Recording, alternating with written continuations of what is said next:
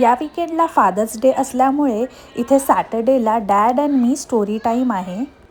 त्यासाठीच आम्ही इथे आलेलो आहोत. इथे मुलांसाठी बऱ्याचशा ॲक्टिव्हिटी होत्या अदर दॅन स्टोरी टेलिंग. लहान मुलांनी आपल्या डॅडसाठी स्पेशल कार्डसुद्धा बनवलं, कलरिंग ॲक्टिव्हिटी केल्या, डान्सिंग, आणि या सगळ्या करत असताना त्यांना बरेचसे गिफ्टसुद्धा मिळाले, जसे बुक्स मिळाले, स्टिकर्स मिळाले, आणि लहान मुलांनी भरपूर एन्जॉय केलं. Can we make a lineup in front of me, like a nice lineup where no one's pushing? Perfect. Let's start with this page. Start with this page, too. Now go find a different square, okay? Hi! I like your outfit today. It's super cool. This truck right here, good choice. I love it. Ready? We're gonna put it right there. Vroom. Now go find a different square than you sat before. Are you coming on up? Did you get one already? Oh, that's a totally cute. Nice. हा आहे रविवारचा दिवस, म्हणजेच fathers day. सकाळी उठल्या उठल्याच आरवने सगळ्यात आधी त्याच्या पप्पाला मस्तपैकी हग केलं. त्याने स्वतःहून बनवलेलं ग्रीटिंग कार्डसुद्धा दिलं. म्हटलं की एवढा छान मोमेंट होता, हा कॅप्चर करायलाच पाहिजे, म्हणून मी कॅमेरामध्ये कॅप्चर केला. आणि म्हटलं यांना आता त्यांच्या आवडीचं काहीतरी बनवावं ब्रेकफास्टसाठी. आणि दोघांना ना शिरा भरपूर आवडतो, म्हणून मी शिरा बनवला. आता स्वीट तर झालं होतं, मग सेवरी पण पाहिजे असं म्हटले. तर म्हटलं की चला, घरात आहे ना फ्रीझरमध्ये मी कॉर्न रोल बनवून ठेवलेले आहेत, तर ते पण तुम्हाला फ्राय करून देते. तर मग मी एका साईडला कॉर्न रोल, शिरा आणि मस्त गरमागरम कॉफी सर्व केलेली आहे. दोघांनी आपला ब्रेकफास्ट टाईम भरपूर एन्जॉय केला. आजच्या प्लॅनमध्ये त्यांना गो कार्टिंगला जायचं होतं आणि इंडोर प्ले एरियामध्ये जायचं होतं, जिथे आपण ऑलरेडी पहिल्यांदा गेलो होतो, म्हणूनच मी काही जास्त रेकॉर्ड केलेलं नाही आहे तिथे.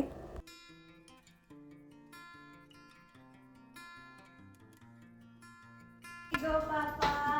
Special breakfast Oh for you. wow, see, Mama made so much coffee, shira, and crispy rolls, makai roll. Yummy. Thank you so much. Thank you. Say thank you, Mama.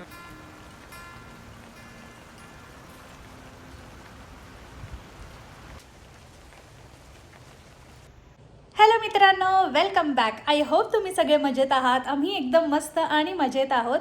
So आज आहे शुक्रवार. आता 11:30 वाजलेले आहेत. हो, आता 11:30 वाजलेले आहेत आणि व्लॉगची सुरुवात केली आहे.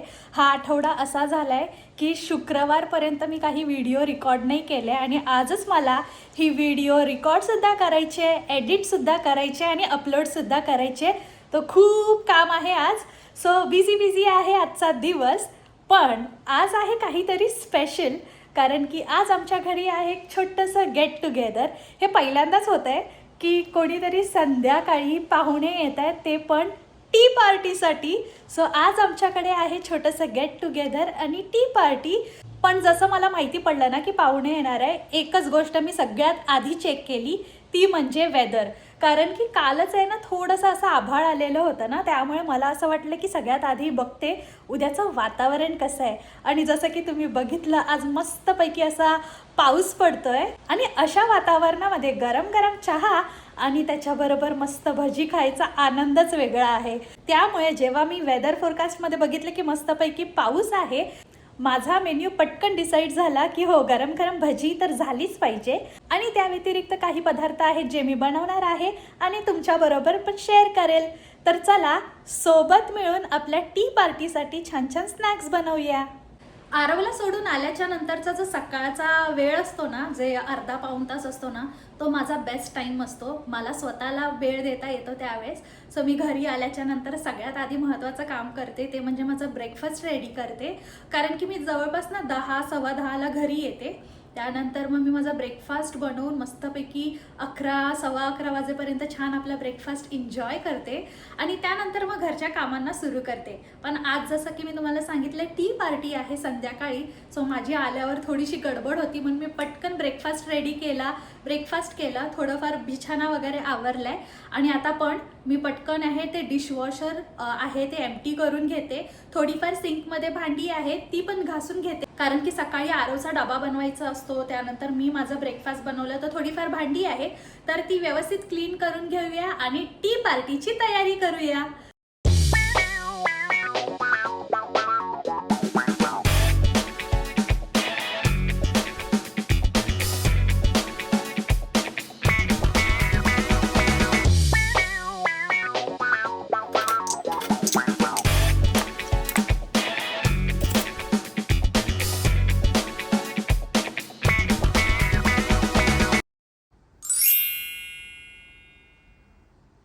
सकाळीच मला रिमाइंडर आलाय अवधूतकडनं की ग्रोसरी लिस्ट तू रेडी करून ठेव, ग्रोसरीला जायचंय लवकरच. तर जसा वेळ मिळेल ते पण काम करायचंय आणि मला ग्रोसरी लिस्ट पण लिहून ठेवायची आहे. सो मी आता जेवण बनवताच माझा अर्ध्या गोष्टींकडे तर नजर जाईलच की काय पाहिजे आणि काही नाही. सो त्या सगळ्या गोष्टी मी नोट डाऊन करून ठेवते, जेणेकरून संध्याकाळी एकदम काम सोपं होऊन जाईल आणि लिस्ट पण आपली रेडी होऊन जाईल. आज मेन्यूमध्ये ना मिक्स डाळीची भजीसुद्धा आहे. तर याच्यासाठी मी इथे चण्याची डाळ, मुगाची डाळ आणि उडदाची डाळ घेतली आहे. रात्री त्याला वॉश करून मी मस्तपैकी भिजत ठेवलेलं. आता मी छान भिजलेली आहे ही डाळ. आता याला मिक्सर ग्राइंडरमध्ये मस्त छान वाटून घेऊया दरदरीत. त्या व्यतिरिक्तच आता मी वेज पफ करणार आहे आणि ढोकळासुद्धा करणार आहे. तर त्याच्यासाठी बटाटे आहेत ते बॉईल करून घेते आणि ढोकळा हे सगळे पदार्थ व्यवस्थित बनवून ठेवते. जे काही इनिशियली प्रिपरेशनचं काम आहे ना ते मी सगळ्यात आधी करून घेणार आहे आणि त्यानंतर थोड्या वेळाने पटकन सगळं काही असेंबल करून मस्त फ्रेश संध्याकाळसाठी स्नॅक्स रेडी करून घेईन. तर सगळ्यात आधी इथे मी डाळ आहे ती वाटून घेत आहे.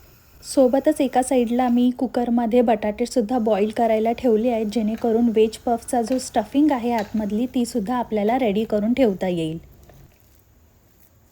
जसं की तुम्ही बघू शकता मी इथे डाळ आहे ती वाटून घेतली आहे. एक भांडं आहे ना थोडंसं फाईन वाटलं आहे आणि एक भांडं होतं ते थोडंसं दरदरीत वाटलेलं आहे. त्या व्यतिरिक्त हे बॅटर वाटतानाच मी त्याच्यामध्ये मिरची, आलं, लसूण ॲड केलेलं. आता त्या व्यतिरिक्त इथे मी बारीक चिरलेला कांदा, मिरची आणि कोथिंबीर हे सगळं मिक्स करते आणि रेडी झालं आपलं बॅटर. थोडीशी हळद वगैरे बाकीचं जे काय मसाले घालायचे ते, आणि हे सगळं रेडी झाल्याच्या नंतर हे बॅटर मी फ्रीजमध्ये ठेवून देणार आहे.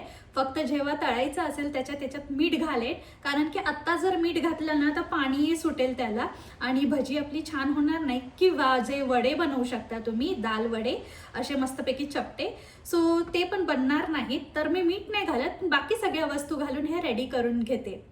हे एवढ्या घाईघाई त्याच्यासाठी करते कारण की मला आरवला पिक करायला पण जायचं आहे आणि माझ्याकडे ना जवळपास 1.5 ते 2 तासच आहेत. तोपर्यंत मला बेसिक जेवढी तयारी आहे ना ती सगळी करून घ्यायची आहे. तर चला हे ॲड करून घेते आणि पटकन पुढच्या तयारीला लागते. मसाल्यांमध्ये मी इथे हळद, धने पावडर आणि हिंग घातलेली आहे थोडीशी, आणि थोडासा हलकासा गरम मसाला घातला आहे. हे सगळं व्यवस्थित मिक्स करून घेतलं आहे. या सगळ्यांसोबतच आपल्याला लागणार आहे ग्रीन चटणी. तर त्यासाठीच आपल्या किचन गार्डनमध्ये मस्तपैकी आता पुदिना छान बहरलेला आहे. तर तिथून मस्तपैकी फ्रेश असा पुदिना काढून त्याची आपण छान अशी चटणी करणार आहोत.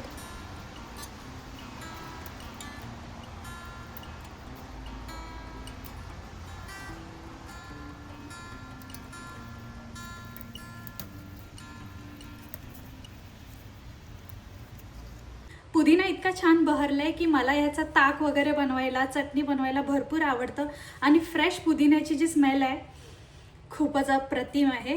तर चला चटणीची तयारी करते. थोड्याच वेळात आरोला घ्यायला जायची वेळ होणार होती, पण आत्ताच नेमका अवधूतचा मेसेज आलाय की तो येतोय. मला आता टेन्शन घ्यायची गरज नाहीये, कारण की तो आला की आम्ही दोघं जण त्याला जाऊन पटकन पिक करू. चटणी बनवण्यासाठी इथे आपल्याला लागणार आहेत हिरव्या मिरच्या, थोडंसं लसणाच्या पाकळ्या आणि आलं. सो हे सगळं काढून घेतलं आहे. एकीकडे मी कोथिंबीर आणि पुदिना मस्तपैकी वॉश करून घेतलेला आहे. आता त्याला मी भांड्यामध्ये ट्रान्सफर करते. त्यासोबत मिरची, आलं आणि लसूणसुद्धा ॲड केलं आहे. थोडंसं दही ॲड केलं आहे थिकनेससाठी, सॉल्ट ॲड केलं आहे, जिरं ॲड केलेलं आहे. मला चटणी आहे ना थोडीशी घट्ट हवी आहे, थोडीशी क्रीमी टेक्स्चर आलं पाहिजे. सो त्यासाठी मी याच्यामध्ये दही तर घातलेलं आहे, पण त्या व्यतिरिक्त ना मी याच्यामध्ये थोडंसं पनीरसुद्धा घालणार आहे, जेणेकरून मस्त अशी छान डिप रेडी होईल आणि थोडी थिक कन्सिस्टन्सी असेल तर ती खायला पण छान लागेल.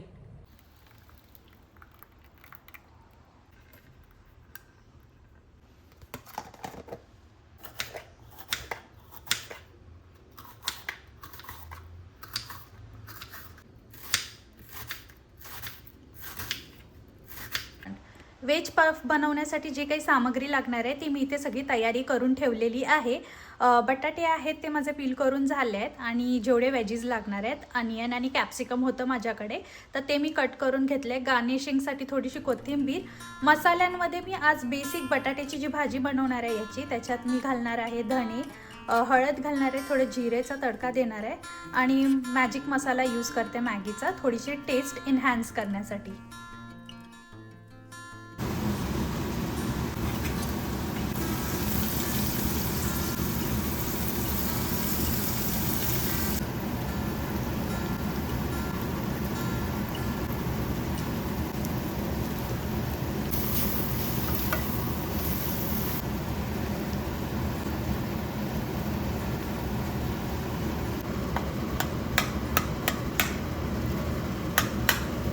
जोपर्यंत आपली बटाट्याची भाजी एकीकडे रेडी होते तोपर्यंत इथे मी ढोकळ्यासाठी तडका आहे तो रेडी करते. त्याच्यासाठी तेलामध्ये मी मोहरी घातलेली आहे.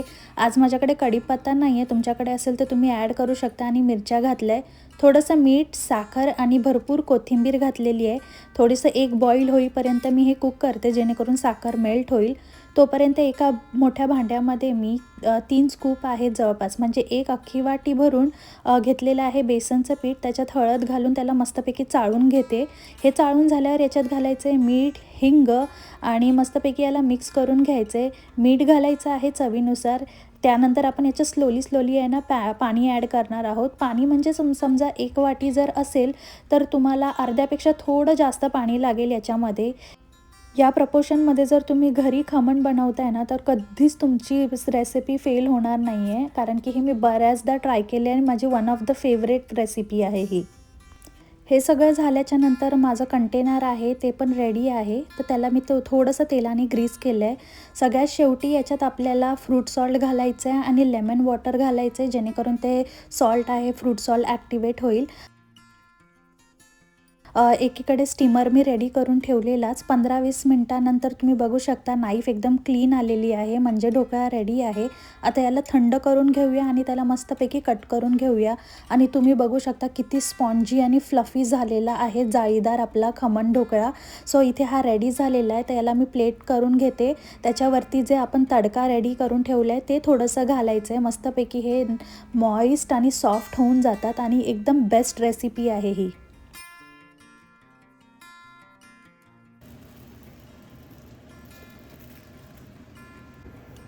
सो पेस्ट्री शीट होत्या त्यांना मी कट करून घेतलं आहे जेवढ्या मला पेस्ट्रीज हव्या आहे त्या साईजमध्ये. आणि त्याच्यात मी पटेटोची ही स्टफिंग आहे ती घातली आहे. आता मी याला सील करून घेते. मी बऱ्याचदा पफ बनवलेले आहेत सो त्यामुळे रेसिपी तुम्हाला शॉर्ट्स व्हिडिओमध्ये पण बघायला मिळतीलच. आता ह्या बऱ्याच वेळ पेस्ट्री शीट वरती असल्यामुळे थोडंसं ड्राय होतं आहे. सो कंप्लीट ड्राय व्हायच्या आधी आपण ह्याला बेक करायला ठेवून देऊया. थोडंसं वॉटर लावून मी याला सील करून घेते. इथे वेज पफ आहेत ते आपले सगळे रेडी झालेले आहेत. एकीकडे मी प्रीहीट करायला ओव्हनसुद्धा ठेवलं आहे तर याला पटकन मी बेक करायला ठेवून देते. जवळपास याला अर्धा तास तरी लागेल आणि ते हे आपले रेडी होऊन जातील सगळे पफ. तर चला पटकन हे गार न होता मी पहिला ओव्हनमध्ये ठेवून देते. पण त्याआधी आपल्याला याला मिल्क वॉश द्यायचं आहे किंवा एग असेल ना ते एग योल्कचा पण देऊ शकता. मस्तपैकी क्रिस्पी आणि कलर खूप छान येतो. ऑलमोस्ट सगळी कुकिंग तर झालेली आहे. आता दुसरं काहीच करायला राहिलं नाही आहे. अवधूत गेला आहे आरवला आणायला. सो आरव पण येईल आता थोड्या वेळातच. आणि आता जवळपास वाजले 4, 4:45 वाजले आणि आपली सगळी तयारी झाली आहे आणि अजून 1 तास आहे. ती लोक 5-5:30पर्यंत येतील. A few moments later. इथे बघू शकता की आपले वेज पफ आहेत ते रेडी झाले आहेत आणि मस्तपैकी कलर खूप छान आला आणि मी सुद्धा रेडी झाले आहे टी पार्टीसाठी. सो मी झाले रेडी आता मित्रांनो आणि सगळी तयारी झाली. आणि आपलं जे वड्यांचं डाळीचं जे बॅटर आहे त्याच्यामध्ये आता मी मीठ घालते आणि मस्तपैकी गरमागरम भजी आहे ती तळून घेते. तर इथे कढईमध्ये मी तेल गरम करायला ठेवले आणि सगळ्यात शेवटचं काम राहिलं आहे म्हणजे ही भजी तळायचं. तर सगळ्यात आधी याच्यात मीठ घालून घेतलं, मिक्स करून घेतलं आणि गरमागरम भजी आणि त्याच्याबरोबर छान अशा हिरव्या मिरच्या तळून घेते.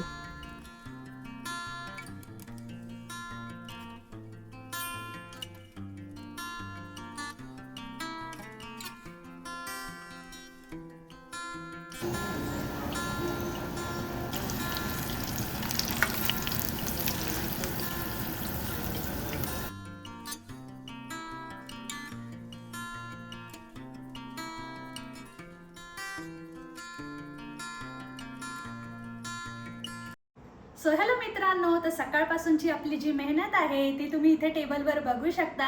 आता वेळ झाली आहे पाहुणे यायची आणि टी पार्टी सुरू व्हायची. तर मी टेबल मस्तपैकी इथे सजवून ठेवलेला आहे पाहुण्यांसाठी.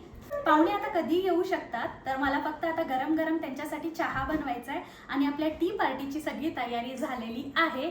या सगळ्या रेसिपीज आहेत, तुम्ही सुद्धा ट्राय करा आणि मला कॉमेंटमध्ये सांगा. मी भेटेन तुम्हाला लवकरच नवीन व्हिडिओमध्ये. तोपर्यंत स्वतःची काळजी घ्या. See you next time. Bye.